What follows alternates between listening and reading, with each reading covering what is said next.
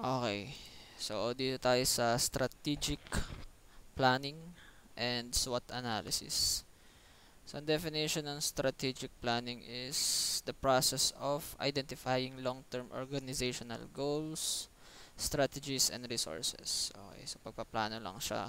Pero, long-term organizational goals.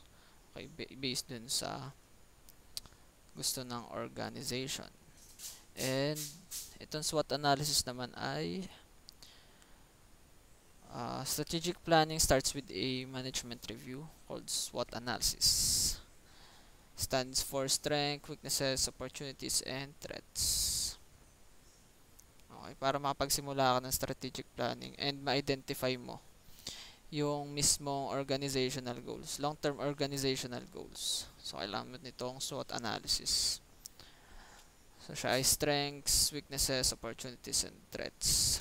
Ang strengths and weaknesses ay within the company, internal factors. Pero itong opportunities and threats ay external yata to. So, strengths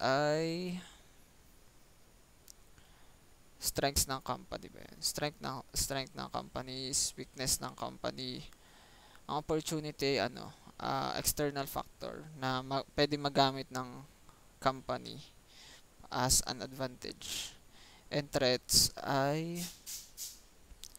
naman ay external din siya, threat sa company. Okay, so how can we use to achieve our business goals, weakness, okay, within to.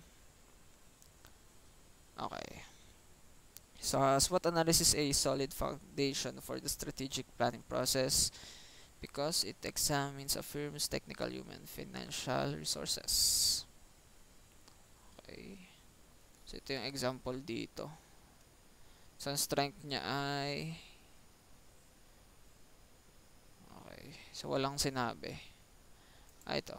So examples SWOT analysis ng isang company. So strengths niya ay excellent web design staff, flow systems analyst, turnover, recently upgraded network. So within the company siya. Weaknesses ay still using several legacy systems. Okay, budget increase was turned down. Documentation is updating. Okay, pareho siyang within the company. Okay, strengths and weaknesses ng company.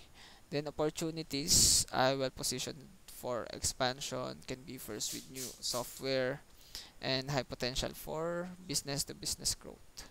And threats, more on competition nga to, mga competitors. Aggressive new web competition, impact of new FCC rules, and other firms offer better benefits. Okay. So yung other companies na threat, ano pa.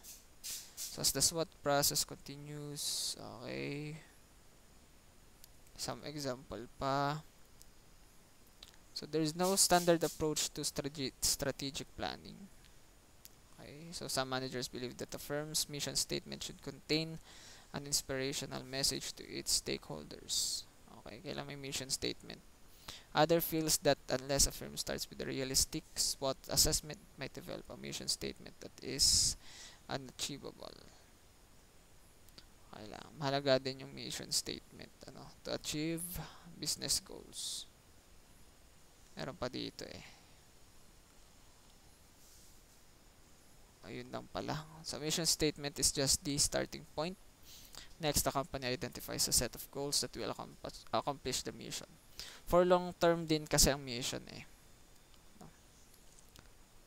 for long term goals and objectives, and then magbe-breakdown to into short-term objectives hanggang into day-to-day business operations. So, yun.